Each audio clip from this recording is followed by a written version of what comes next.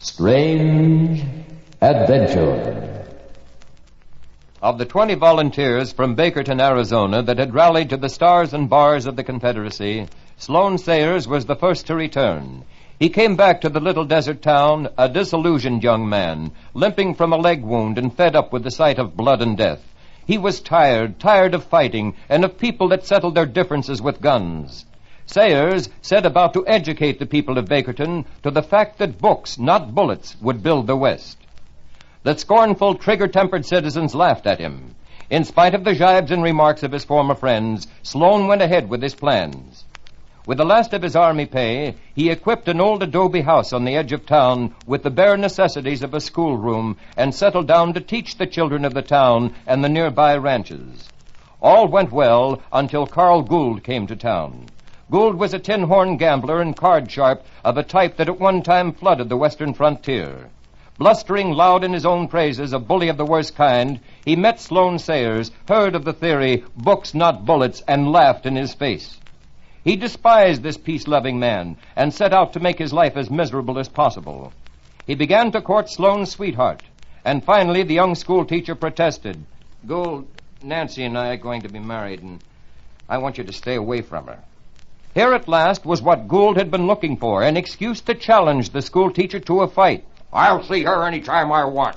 If you don't like it, start wearing a gun. We'll see who's the better man." For a long moment, Sayers stood stiff with anger. Then his body seemed to slump. "Gould, you know I don't settle my differences with guns. I haven't carried a gun since the war. I won't fight you." The crowd around the two men was stunned. Sloan Sayers, the hero of the Civil War, had refused to defend his honor. Sloan Sayers was yellow. The men parted as he turned away, as though ashamed to touch this coward. Their silent contempt was more deadly than shouted insults. 2 days later, Gould and his two companions held up and robbed the farmer's bank.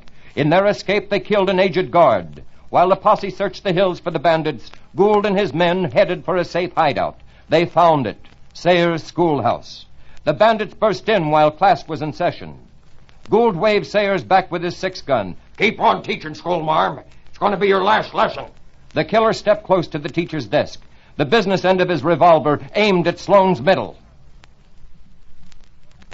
The schoolteacher thought of the heartless threat to the children. Sure that the bandits could not read, he picked up a piece of chalk and wrote, "Down on the floor, everybody." As the children dived for cover, Sayers brought his ruler down across Gould's gun hand. As the weapon fell, he grabbed it, snapped it upward. The 6-gun flamed 3 times, and the killers lay dead. That night, Sayers and the children's parents reached an agreement that was to last to the end of his days. Books and bullets would win the West. This is Pat McGeehan saying goodbye from my writer Charles Crowder and inviting you to listen again to another tale of Strange Adventure.